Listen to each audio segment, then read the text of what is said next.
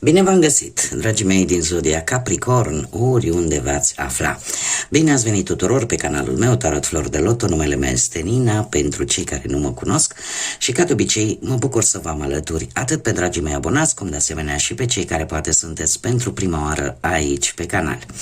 Azi am hotărât să fac o lectură diferită față de cele cu care v-am obișnuit, în urma comentariilor voastre, mesajelor voastre, în care încercați prin puține cuvinte să-mi expuneți anumite situații, frânturi din anumite situații pe care voi le traversați și faptul că mulți dintre voi încercați să găsiți niște răspunsuri, încercați să vedeți o portiță de ieșire din respectivele situații. Și atunci am decis, domne, hai să fac pe zodii,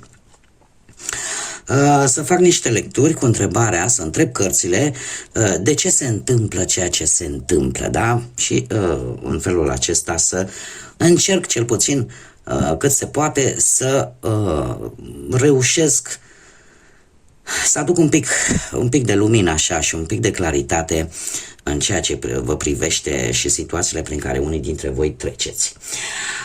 Am hotărât de asemenea să folosesc runele de data aceasta, așa că avem un oracol cu rune, avem un tarot runic, iar la sfârșit vom vedea un mesaj din partea divinității, din partea îngerilor și arhanghelilor. Așa că eu zic că va fi o lectură foarte interesantă.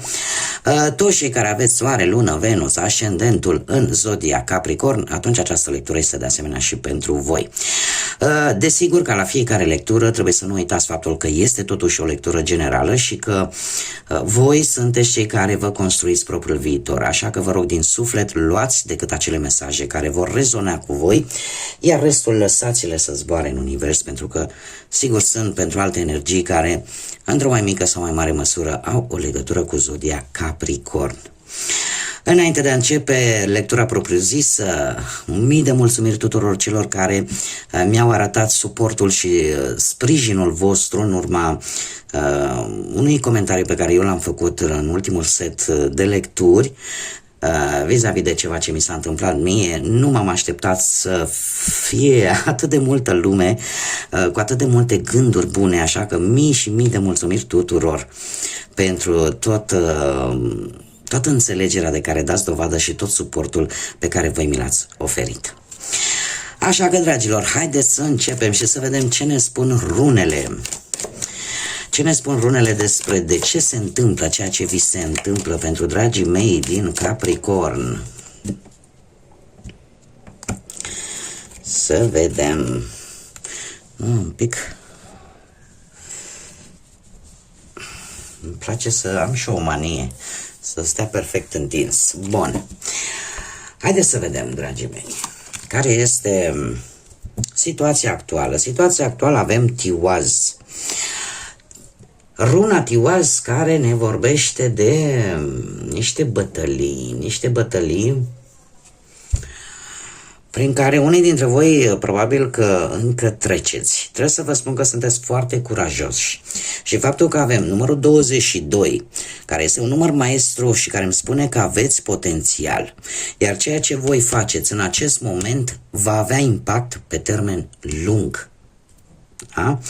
De asemenea, Tiwaz îmi vorbește de o victorie, posibil în justiție pentru unii dintre voi să fie avut o mică victorie în acest moment, tocmai pentru că nu v-ați lăsat, pur și simplu v-ați dat seama că sunteți capabili să vă luați frâiele propriei vieți în propriile mâini. Și chiar dacă în acest moment treceți printr-o perioadă pentru unii destul de complicată, destul de plină cu suișuri și coborâșuri și destul de tulbure, cumva parcă nu vreți să vă lăsați. Și eu zic că bine faceți. Mergem mai departe și haideți să vedem direcția către care voi vă îndreptați, dragii mei. Direcția voastră îl avem pe Gebo. Direcția voastră este una predestinată, dragii mei, pentru că avem și cifra 8, care ne vorbește de karmă, ne vorbește de ordine cosmică, ne vorbește de destin, de liberul arbitru și de o schimbare foarte importantă care va avea loc în viața voastră, o schimbare foarte pozitivă. De asemenea, Gebu despre ce ne mai vorbește? Despre un parteneriat posibil foarte bun, o schimbare pozitivă și cumva relațiile voastre, indiferent că vorbim de relații sentimentale, relații sociale, vor fi mult mai pozitive, veți avea un echilibru în viața voastră, unii dintre voi veți ieși din toată această furtună, din toate aceste probleme veți descoperi abilități noi și eu aș zice că unii dintre voi veți deveni mult mai generoși. Știu că unii o să-mi zică, domnule, eu sunt generoasă, sau sunt generos, sau fac, sau dreg. Voi de obicei sunteți, nu voi, de obicei, zodia mai precis, zodia Capricorn, este o zodie foarte stabilă, o zodie care își folosește istețimea și care, în general, este foarte prevăzătoare. Am avut o doamnă, mi-aduc eu bine aminte, în care cum să spun eu,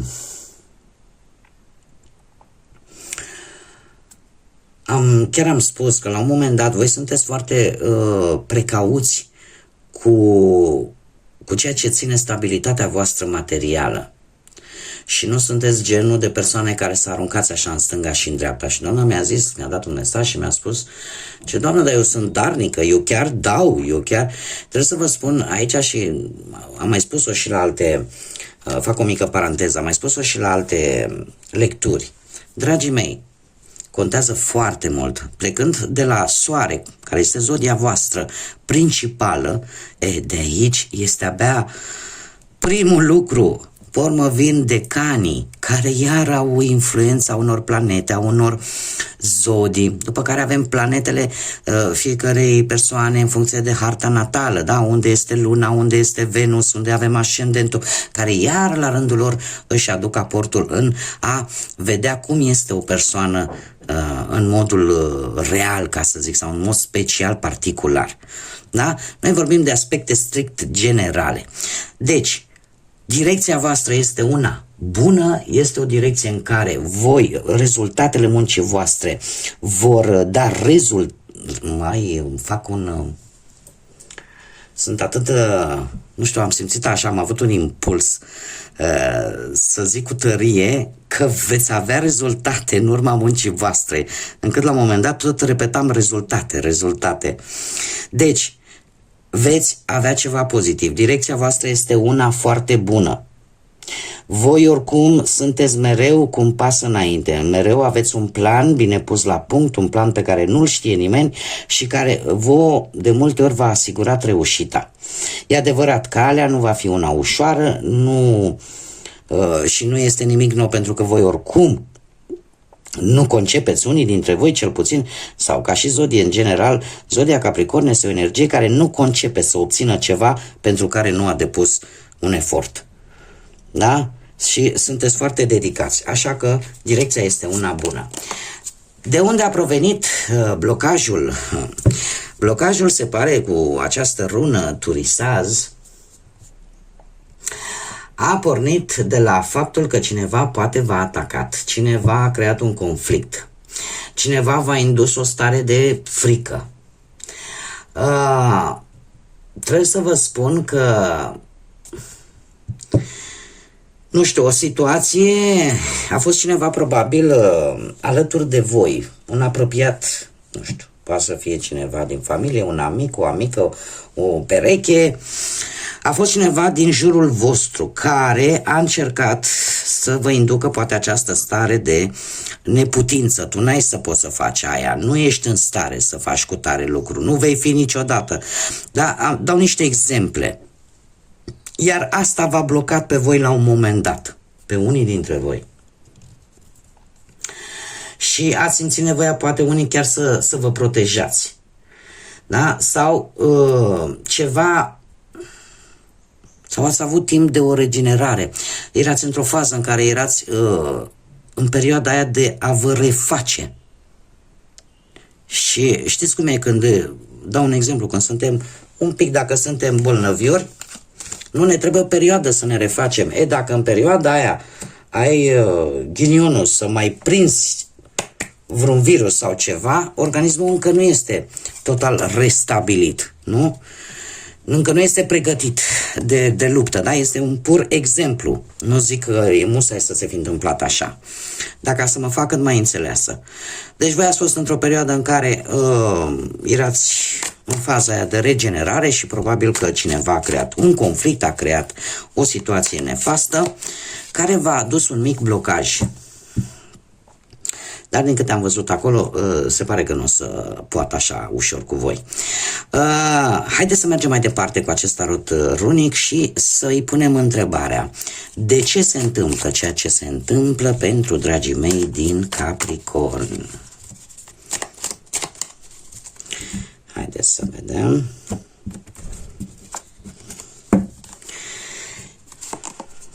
Am vrut să iasă asta. Dacă a vrut să iasă dânsa, o lăsăm pe ea.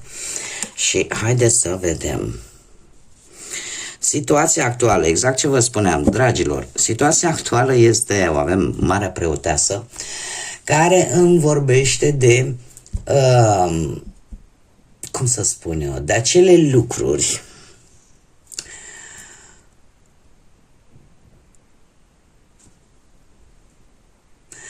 care pe voi v-au făcut. De asta am spus, voi ca și zodie, sunteți o zodie foarte isteață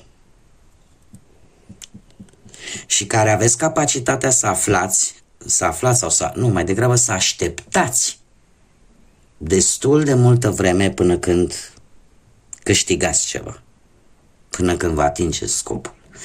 Și voi, din câte văd eu aici, dețineți niște informații importante pe care nu le spuneți la nimeni, aveți un plan bine pus la punct pe care nu-l spuneți la nimeni și bine faceți. De ce? Pentru că știți cum e, trebuie să avem parte și de elementul surpriză. Aveți o putere spirituală bine pusă la punct. Și sunteți în faza în care unii dintre voi pregătiți ceva de care mulți ar trebui să se ferească.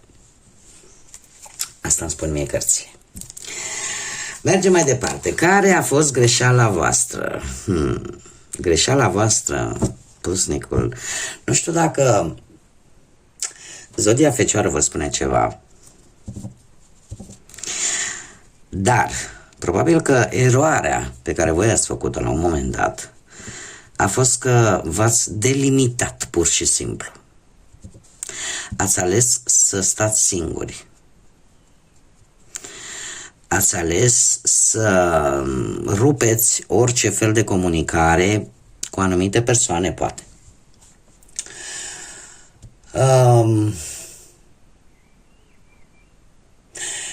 Nu știu, poate ați ales să faceți un anumit studiu care poate în momentul actual nu vă ajută cu nimic. Poate să fie și lucrul ăsta.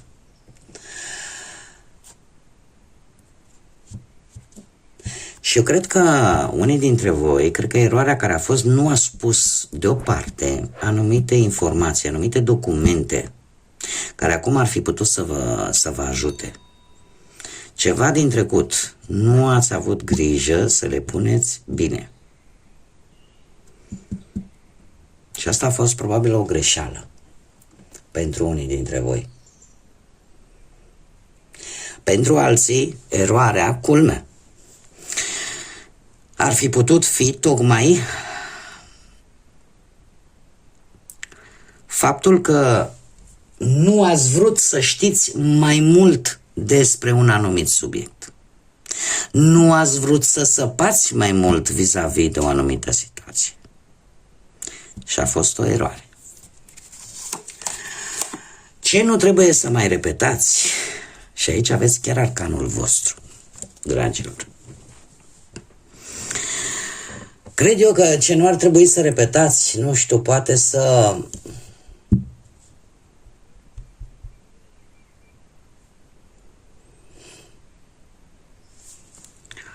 credeți că toate situațiile vin din exterior. Asta ar fi una.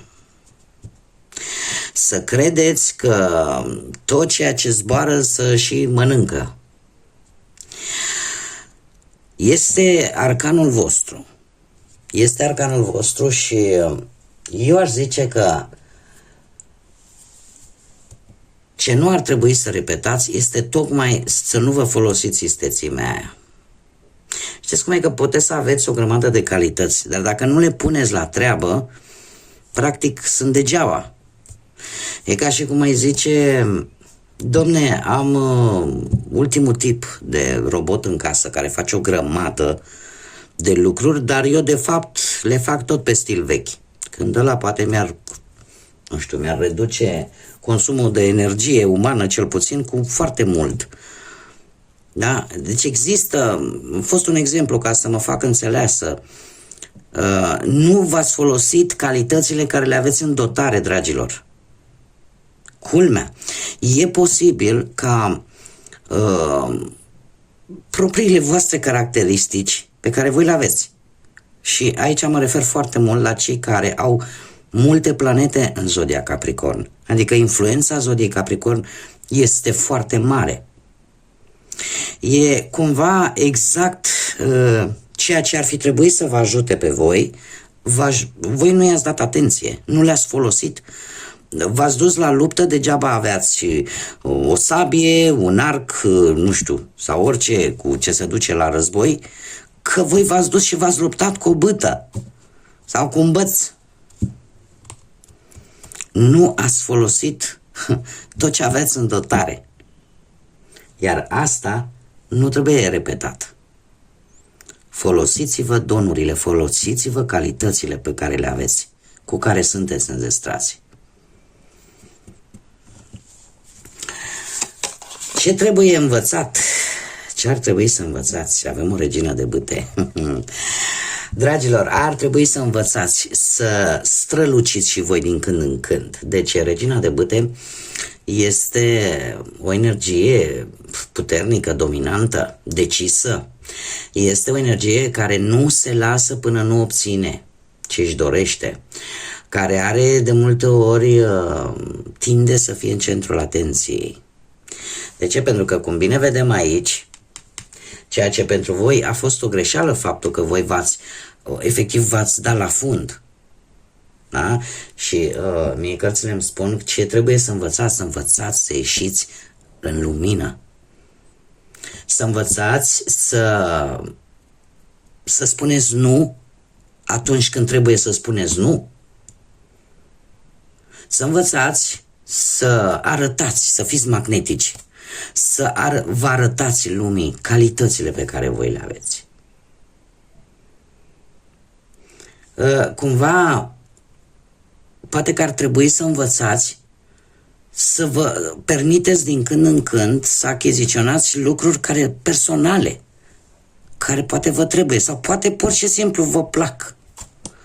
Nu știu, pentru Doamne, mi-a plăcut o pereche de pantofi, mi-a plăcut un parfum, vai, dar nu mă duc, că e scump, vai, dar nu știu. Nu, învățați-vă să vă respectați pe voi. Învățați-vă să vă bucurați de micile astea plăceri ale vieții. Desigur, în măsura fiecare în funcție de cum se poate, da? Dar de ce să nu faceți? Pentru că această regină de bâte asta face. Da? Își păstrează, este decis atunci când vrea să facă un lucru și, cum am mai spus, atunci când, nu știu, sau când investiți în ceva, nu trebuie să vedeți neapărat rezultatul imediat. Dar el poate să ia un timp. Dar asta nu înseamnă că nu va veni un rezultat pozitiv dacă totul este bine pus la punct și planul este bine făcut. Da? Mergem mai departe. Cam care ar fi sugestia acestui tarot runic vis-a-vis de această situație? Și avem o altă regină, de data aceasta de cupe, și care paradoxal, deci am văzut și în cărțile cu rune, această regină de cupe îmi spune în felul următor, că sunt momente în care ar trebui să aveți comportamentul, să împrumutați comportamentul unei regine de cupe. Ce ne spune acest comportament? Să vă folosiți intuiția, acea voce interioară care de multe ori vă spune, știi, nu te du la cutare în casă, sau când te duci, nu știu, într-un loc și simți ceva că te apasă, simți că nu te simți ok. De fapt, intuiția, vocea aia interioară îți spune, pleacă de aici. Nu știu cât vi s-a întâmplat. Eu, de exemplu, și curând am avut, din păcate, o internare și efectiv eu când intru într-un spital, deci eu simt că mă îmbolnăvesc mai rău decât sunt. Acea energie pe care o dă spitalul, pe mine mă apasă enorm de mult. De ce? Pentru că acolo există energii care suferă. Și dacă, de exemplu, ai această capabilitate de a absorbi energiile din jurul tău, cum mi se întâmplă mie, eu efectiv mă ies de acolo foarte slăbită, extraordinar foarte slăbită. E un exemplu ca să înțelegeți de fapt ce este intuiția. Că toată lumea vorbește, am văzut și eu spun lucrul ăsta, dar încerc să le explic în așa fel încât lumea să înțeleagă. Dacă, de exemplu, nu știu, vorbiți cu o persoană și simțiți că, indiferent ce subiect vorbiți, dar simțiți că energia respectivei persoane vă dă o stare proastă, ascultați-vă ce vă spune vocea asta interioară când vă spune, poate ar fi mai bine să eviți discuția cu respectiva persoană. Ce ar mai trebui de făcut vis-a-vis de această regină de cupe?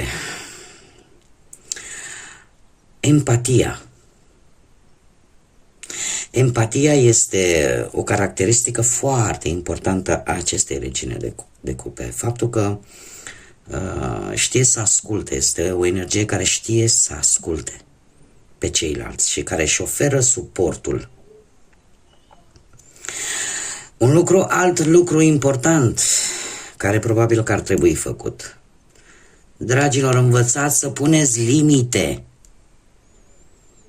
Învățați să puneți limite persoanelor care vă deranjează, energiilor care vă deranjează, situațiilor care vă deranjează. Să spuneți până aici, nu mai accept să fiu jignită, nu mai accept. Uite cum am avut situația din ultimele lecturi în care respectiv o persoană, da, și-a permis în primul rând să mă jignească și în al doilea rând să mă umilească, la care eu am spus nu.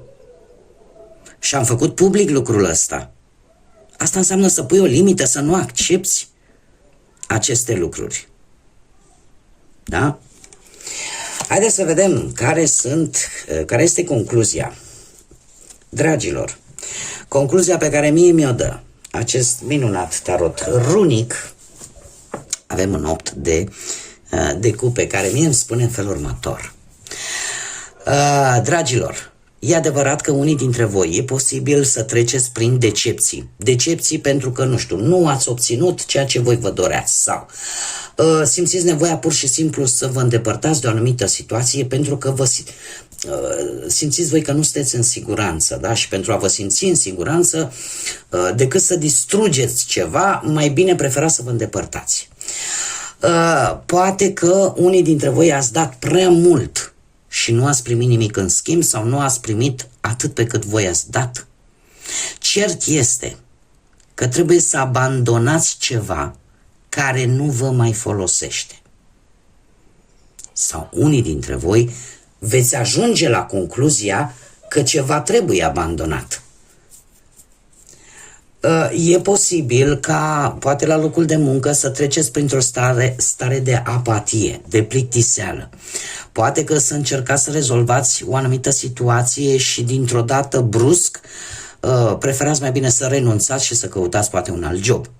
Alții dintre voi puteți să vă asumați un risc financiar, dar mare atenție, fără să implicați pe altcineva decât un risc financiar, dar doar pe bănuții voștri. Dacă vorbim de dragoste, se pare că unii dintre voi veți lua decizia de a finaliza o relație, dar, mare atenție, nu vă grăbiți să intrați imediat într-o alta. dați-vă timpul necesar.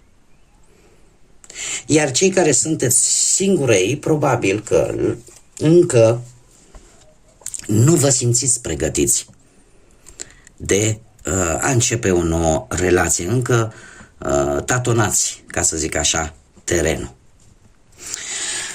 Acum, haideți să vedem care este mesajul pentru voi, mesajul special din partea îngerilor și arhanghelilor pentru dragii mei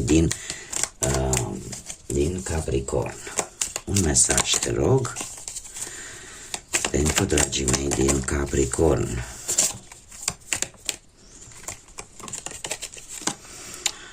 Și avem un înger din corul angelical pe Sealiah,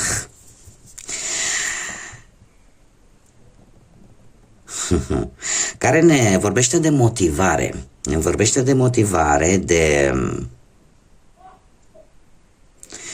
Dragilor, acest înger, tocmai ce discutam, este un înger care încearcă să-i ridice pe cei care au căzut și care au fost umiliți.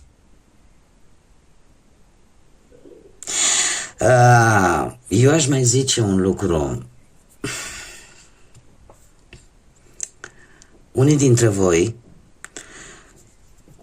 poate în ultima vreme v-ați gândit să vă reîntoarceți în locurile de baștină, în locurile în care ați copilărit, în locuri din trecutul vostru, care pentru voi au o încărcătură.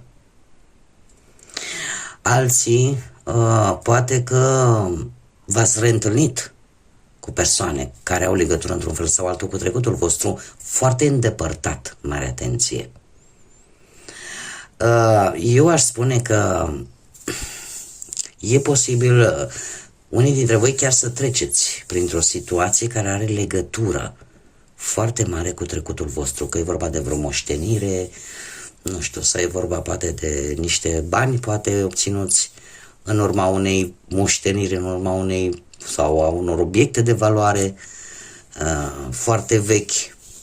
Cert este că acest înger vine și spune felul următor: nu rămâne blocat în trecut și în întâmplările din trecut, care pe tine sau pe unii dintre voi cel puțin v-au marcat. Reorientați-te către viitor și reorientați-vă către nou, pentru că unii dintre voi e posibil să fie avut, nu știu, o reîntâlnire poate cu persoane, cu vreun fost sau cu vreo fostă. Puneți-vă întrebarea: de ce au ajuns să aibă această titulatură? Care a fost motivația? Pentru că acest înger ne vorbește de motivație, ne vorbește de acel ajutor pe care încearcă divinitatea să vi-l dea, să vă ridicați de jos și să vă reveniți poate după o umilire de care ați avut parte. Încă un lucru important, am aici niște cifre, 4, 5, 9 sau 45, care poate să însemne ceva, poate să fie, nu știu, cifre care să vă apară în mod curent, așa, fără să vă dați seama, să tot dați peste ele în ultima perioadă și care e posibil să aibă o însemnătate. Pentru o mai bună cunoaștere a ce poate simboliza aceste cifre, puteți căuta pe Google, da? Scrieți simbolistica pentru numerele acestea, 4, 5, 9 sau 45. Bun, dragii mei, aceasta a fost lectura pentru voi. Eu vă mulțumesc din suflet, ca de obicei, pentru atenție și vă doresc ca următoarea perioadă să vină cu răspunsuri, să vină cu rezolvări și cu multă lumină în suflete și în gânduri. Până data viitoare, când ne vom reîntâlni, numai bine vă doresc și să fiți iubiți!